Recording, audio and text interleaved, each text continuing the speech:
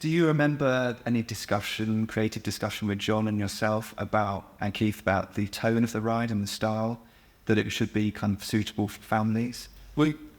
Obviously, I was the champion within the resort of pushing the target market.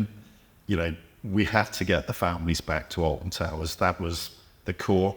It still is that today. You've seen us put things like CBeebies Land and Hotel Inn, the core family market, which was therefore we don't want a ride that's going to basically have smaller kids, basically having nightmares and refusing to go on the ride. But it has to be entertaining. It has to have, the odd scare, the odd laugh. And it's that combination of scares and laughs and just basically an all-encompassing experience. So, anything that was getting a little bit too gory, a little bit too, salt, which you could put in the thought part that you wouldn't have wanted to put in here. That was where we were trying to always make sure we got it as mainstream as it was possible to be in terms of appeal. Right. But that doesn't mean boring. You can still get the highs and lows and the emotions and the laughs and screams, but it had to be something where a family with kids, as young as 6 to 8, right away up to teenagers and young adults, would actually enjoy that ride. And so that was always where we were going. And, I don't really recall any massive disagreements about where we were heading. Interestingly, we had that debate more when we were looking to revamp the Haunted House most recently, because there was a line of argument that said, let's take it hardcore.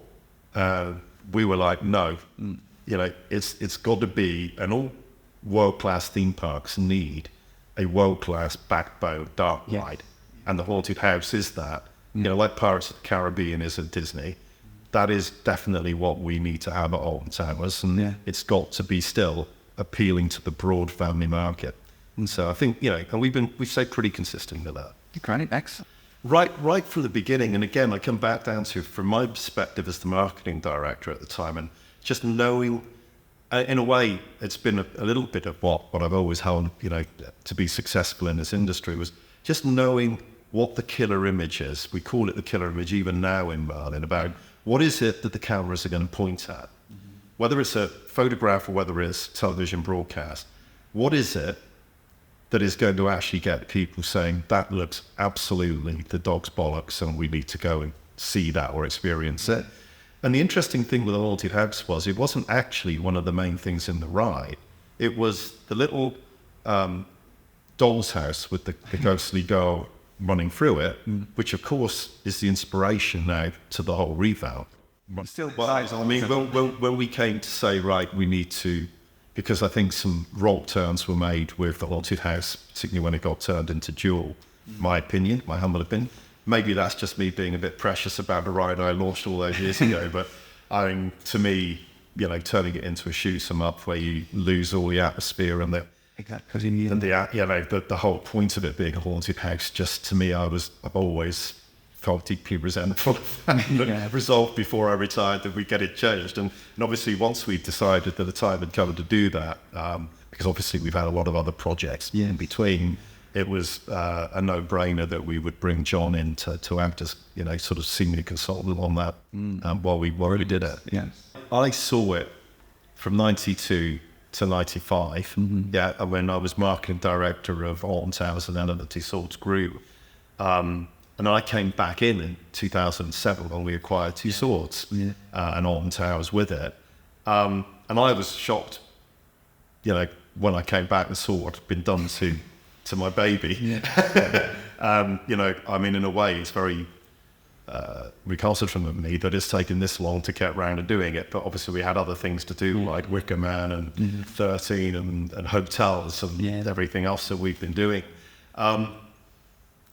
But it was always meant to be a little bit fantastical because, that's what a haunted house is. It wasn't meant to be gritty and overly realistic. And, I come back to my point, a good dark ride is a veritable huge orchestra, playing the most complicated symphony of effects and gags and technology. And if you don't stay committed to playing that perfectly every day, you start losing the odd percussion instrument, the odd wind instrument, and it doesn't take much.